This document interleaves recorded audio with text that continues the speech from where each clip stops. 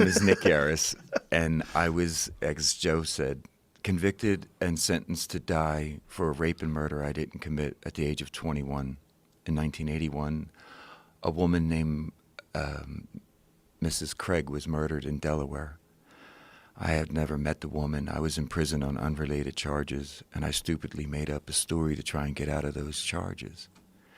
The police soon realized that I was a liar, and they fabricated the charges around me then. So it's ironic that in a few days you're going to Upper Darby, Pennsylvania, and that's where the murder happened, really, basically. And Linda Mae Craig was leaving her job at 4:05 p.m. on December 15th, 1981. She's going home. She gets abducted. I don't know any of this, but I tried in desperation to get out of a lie that this officer put on me. I got pulled over in a stolen car. The cop beats me up. He puts charges on me. I'm facing life imprisonment, and I'm a junkie. Because all of my life I was destroyed by what happened to me at the age of 7. I had my head beaten in by a man with a rock in his hand after he sexually assaulted me. And I did all the stupid things that people can do in the aftermath. I kept it a secret, and I let it foster all the anger in me. I became very aggressive as a child, and I ended up in trouble all the time.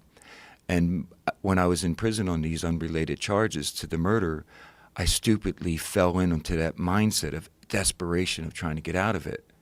So the police put a prisoner in the cell next to me. He said I confessed to him. I was given a 3-day trial. I was sentenced to death and put on death row. And then, stupidly, I escaped from prison in 1985 and ended up on the FBI's most wanted list. How'd you get out? I was being transported to court, and the sheriffs were being cool with me at first. They were talking about what was going on in Philly. They were two nice guys, like 60, 68, 67. And we drove 5 hours from one of the hardest prisons in America called Huntington. And I left there after spending 2 years of my first 2 years in silence. So if you opened your mouth, they would come in and beat your head in. So I was so glad to get in the car because my mom was waiting in my lawyer's office because they were going to give me a review of my trial because they withheld so much evidence. So I was eager to go to court. And it was the coldest day of 1985, February 15th. We stopped at a gas station in Exton, Pennsylvania.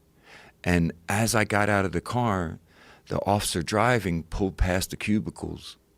Now, we all got out of the car and ran over to the cubicle together, and I went in and started peeing. And the officer's holding the door for me, and my eyeglasses start fogging up. You know what I mean?